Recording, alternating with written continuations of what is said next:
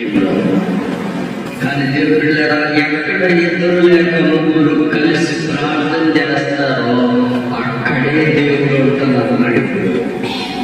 ఈ భూమి మీద ఎక్కడ ఇద్దరు లేక ముగ్గురు ఏకీభవించి ప్రార్థన చేస్తే అక్కడ ఉంటున్నాడు. అందుకే కుటుంబంలో ముగ్గురుంటే ముగ్గురు, నలుగురుంటే నలుగురు, ఇద్దరుంటే ఇద్దరు కలిసి చేయాలి. ప్రార్థన చేసుకోగలిగినప్పుడు ఆ ఇంటిలో ప్రభువు ఉంటాడు, కలిసి మనతో కూడా ఉంటాడు, ఆయన సహాయం చేస్తాడు. హల్లెలూయా. కనుక దేవుళ్ళు ఎప్పుడు చెప్పండి, అబ్రహాము కాపురం అంటే ఉన్నాడంటే అర్థం ఏంటమ్మా? కాపురం అంటే కలిసి ఉన్నాడు. లోతు కూడా ఏం చేశాడంట? కలిసి ఉన్నాడు. యేసు ప్రభువు కూడా ఆయన కలిసి ఉన్నాడు. అందరితో కలిసి ఉండాలి. సహోదరుల ఐక్యత కలిగి నివసించుడా ఎంత మేలు. మనం ఐక్యత కలిగి నివసించమన్న కొంతమంది మాత్రం అది యాక్సెప్ట్ అంగీకరించదు. నాకొద్దు, నాకు అదే కావాలి, నాకు అదే వద్దు, కలిసి ఉండడం నాకు ఇష్టం లేదు, నాకు స్వేచ్ఛ కావాలి, లోకంలో నాకు ఫ్రీడమ్ కావాలి, నాకు స్వేచ్ఛ కావాలి,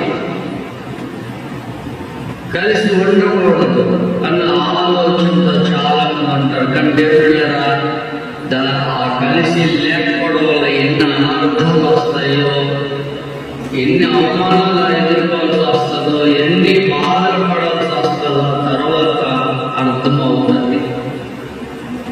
ప్రియమైన దేవుళ్ళరా, కనుక కలిసి ఉండడం, దేవుడితో కలిసి ఉండడం, యేసయ్యతో కలిసి ఉండడం, దేవుని సహవాసంలో కలిసి ఉండడం, ఇది మనకి ఎంతైనా మేలు, మనకి ఎంతైనా ఆశీర్వాదం. కనుక దేవుళ్ళరా, బాగుపడినటువంటి గుడ్డివాడు ప్రభువా నీతో కలిసి ఉంటానయ్యా అని అడిగాడు. బాగుపడినటువంటి దెయ్యపు శక్తుల చేత బాగుపడిన వ్యక్తి కూడా యేసయ్యని అడిగాడు. ఏమన్నా?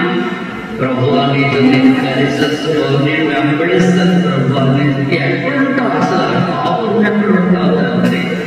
యోహాను బాప్తిజమిచ్చి యోహాను శిష్యులు అడుగుతున్నారు ప్రభువుని, ప్రభువా మీరు ఎక్కడ కాపురం ఉంటారు, మేము అక్కడికి వస్తాము.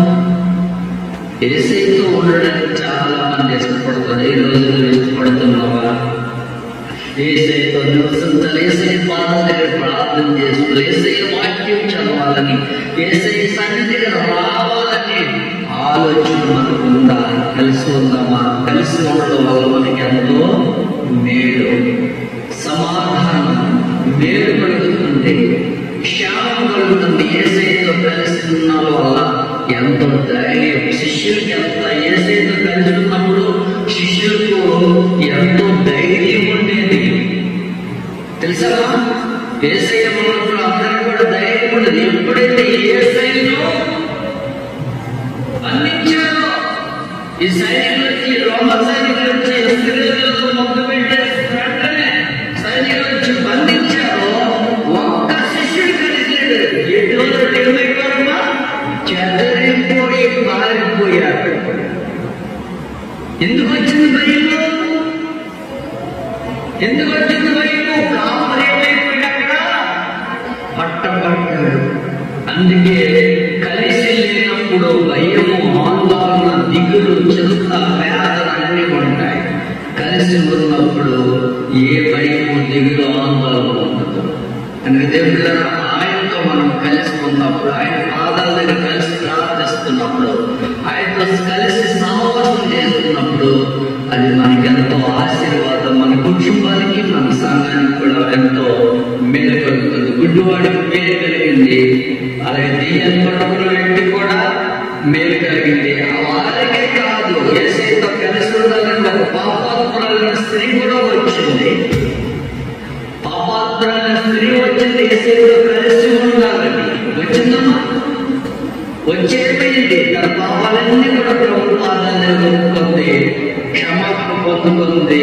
యేసయ్య అన్నాడు, అమ్మ నీ విస్తారమైన పాపాల కన్నా క్షమించబడి అక్కడ ఏం చేసింది ఏసైతో ఆ స్త్రీ కలిసి దేవుని సేవలో తిరిగింది. ఎక్కడికి వెళ్ళింది అక్కడ ఎంతమంది స్త్రీలు తెలుసా? అనేక మంది స్త్రీలు, మార్తా, మరియలు, ఇంకొంతమంది ఉన్నారు, 3 మంది ఉన్నారు.